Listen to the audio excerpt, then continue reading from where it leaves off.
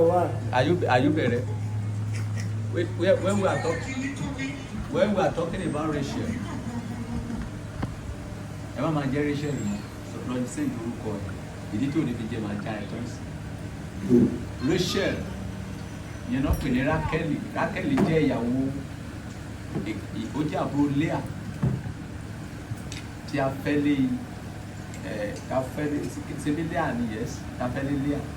àwọn méjì wọn bàbá kan wọn ìyá kan ni wọn. So nígbà tí Jacob fẹ́ kó ní ọ̀dọ̀ bàbá àti nígbà tí Jacob fẹ́ kó lọ́dọ̀ Lábánì bàbá Léà, Rákẹ́lì ẹ̀ wá jíèrè bàbá àràmàdà. Nígbà tó wá jíèrè bàbá nígbà tí bàbá wọn wá bá wọn wá bèrè lọ Jacob pé wá ètò ṣe jíèrè. Bíbélì kan kàrà ó sọ̀rọ̀ ó ní Rákẹ́lì wá lọ tọ́jú èrè bàbá ẹ̀ sínú gàrí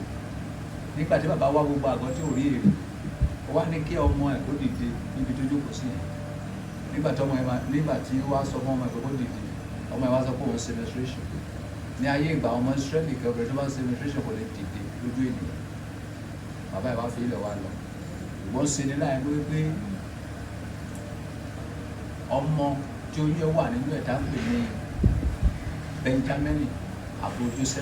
Joseph làwọn bí ìgbà tó rọ bí ọmọ ẹ ló understand so Rákẹ́lì ò stop Rákẹ́lì ò wọ́n dẹ̀ ní orúkọ máa ń lò ìyá so ẹ̀yin pásítọ̀ tẹ́ wò wá nínú ilé ẹ bá ti fẹ́ máa sọ orúkọ níjọ́ mi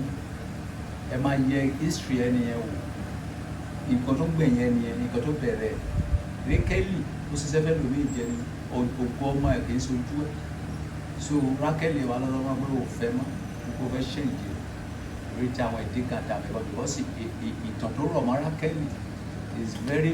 prohibited exculpated preterniculation of royal male apologicality of calamity so bó ṣe rí nìyẹn ẹ máa jẹ lọ ẹ̀yin pásítọ̀ tẹ́ wọ́n sọ ẹ̀yàn lórúkọ